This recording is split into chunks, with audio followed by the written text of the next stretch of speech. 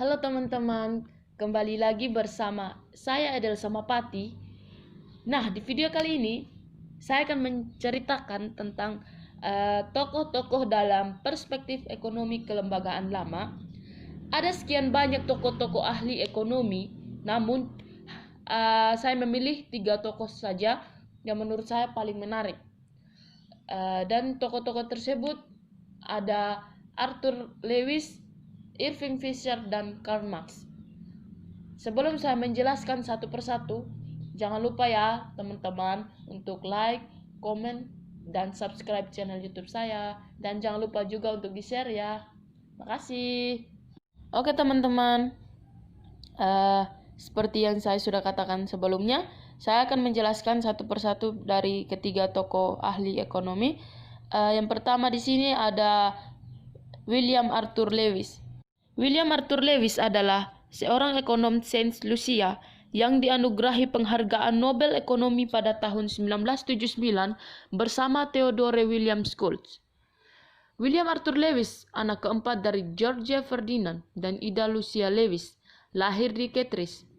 Arthur menempuh pendidikan di Cambridge Anglican Primary School dan memenangkan beasiswa ke Santa Mary's College.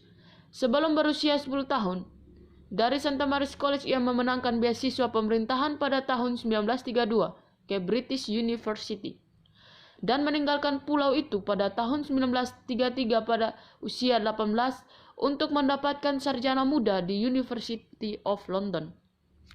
Arthur mengembangkan minat untuk bidang ekonomi dan lulus pada tahun 1937 dengan penghormatan kelas 1 dan kemudian memenangkan beasiswa dari London School of Economics untuk mendapatkan gelar PhD dalam ekonomi industri.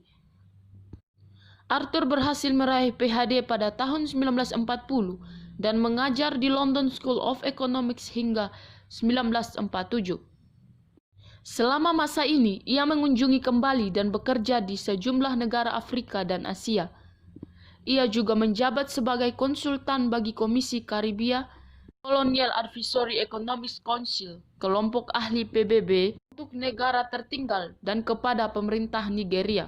Antara 1960 sampai 1982, Profesor Lewis bertugas di Princeton University sebagai profesor urusan umum dan internasional dan kemudian menjadi Profesor James Madison untuk ilmu ekonomi politik. Ia dianugerahi gelar kebangsawanan pada tahun 1963. Arthur juga menjabat sebagai wakil penasihat University of the West Indies, rektor University of Guyana, dan ketua Bank Pembangunan Karibia. Setelah mundur dari University Princeton, pada tahun 1983 ia diangkat sebagai pimpinan American Economics Association. Arthur menerbitkan 81 artikel profesional antara 1941 sampai 1988 dan menulis 10 buku. Ke-81 esai dan karya kumpulannya dikumpulkan bersama dalam buku 3 jilid yang disunting oleh Dr. Patrick Emanuel dari Universitas Hindia Barat, Institute of Social and Economics Research, dan terbit tahun 1995. Ketiga jilid itu semuanya diberi kata pengantar dengan laporan autobiografi atas kehidupan Arthur Lewis. Arthur meninggal pada hari Sabtu 15 Juni 1991 dan dimakamkan di halaman Arthur Community College. Tokoh yang kedua adalah Irving Fisher.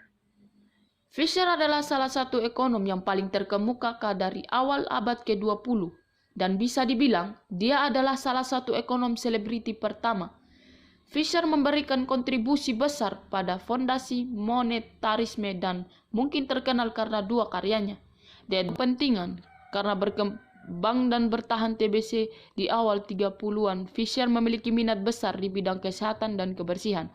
Dia menulis bestseller nasional berjudul How to Live, aturan untuk hidup sehat berdasarkan modern Stanton Rand, yang kemudian dikenal sebagai Sperry Rand.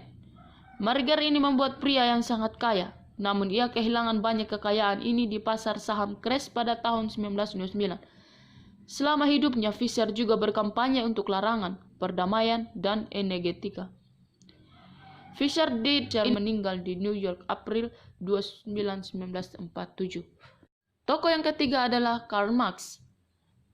Meskipun Karl Marx lebih dikenal hari ini sebagai seorang revolusioner yang memuji manfaat komunisme, Marx memiliki pengaruh yang tak terbantahkan dalam pemikiran dan prinsip-prinsip ekonomi yang diikuti oleh banyak negara di dunia saat ini.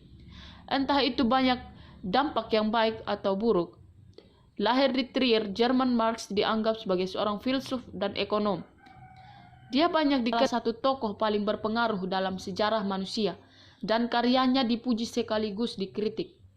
Karyanya dalam ekonomi menjadi dasar bagi sebagian besar pemahaman tenaga kerja pada saat ini dan hubungannya dengan modal dan kemudian pemikiran ekonomi. Beberapa intelektual, serikat buruh, seniman, dan partai politik di seluruh dunia dipengaruhi oleh Karl Marx.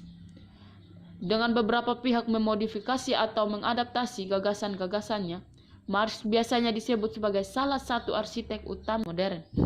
Jadi baik teman-teman, sekian dari penjelasan saya. Sekali lagi saya meminta like, komen, dan subscribe dari teman-teman semua. Salam dan terima kasih.